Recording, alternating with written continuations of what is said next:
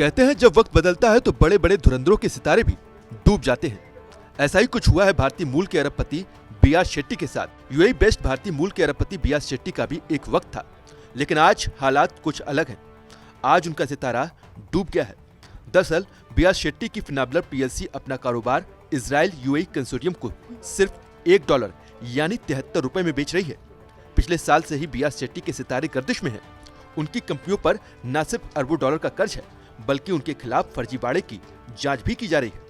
पिछले दिसंबर में उनके बिजनेस की मार्केट वैल्यू 1.5 बिलियन पाउंड यानी $2 बिलियन रह गई थी, जबकि उन पर $1 अरब का कर्ज बताया जा रहा है। बी.आर. शेट्टी की फाइनेंशियल सर्विस कंपनी फिनाबलर ने घोषणा की है कि वो ग्लोबल फिनटेक इन्वेस्टमेंट होल्डिंग के साथ एक समझौता कर रही है।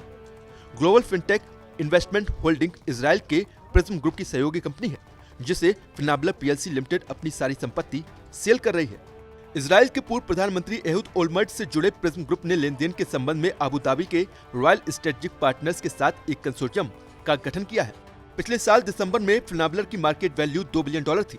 कंपनी की अप्रैल में साझा की गई जानकारी के मुताबिक उस पर $1 बिलियन से ज्यादा का कर्ज है।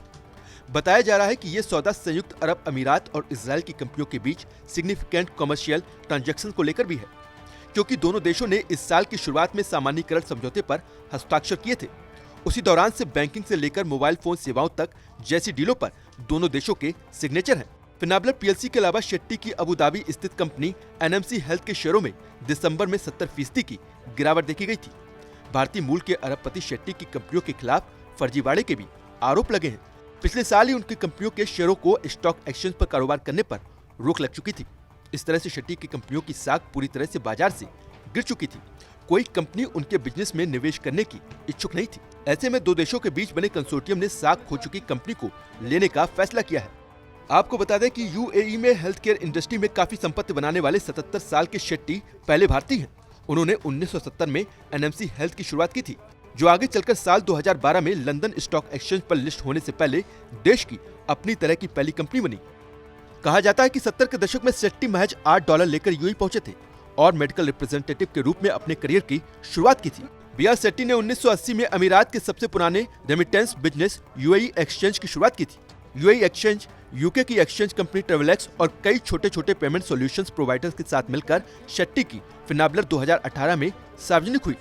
शेट्टी ने हेल्थ केयर और फाइनेंशियल सर्विसेज के अलावा hospitality, food and beverage, pharmaceutical, manufacturing और रियल एस्टेट में भी हाथ आजमाया। यूएई में शेट्टी की निजी संपत्तियों में दुनिया की सबसे ऊंची इमारत बुर्ज खलीफा में 2 फ्लोर और पाम जुमेरिया में एक विला है। लेकिन अब वक्त बदल चुका है। अब शेट्टी के सितारे डूब चुके हैं। कभी अरबों डॉलर में खेलने वाले बी.आर. शेट्टी आज अपनी कंपनी को महज $1 में बेचने को मजबूर हैं।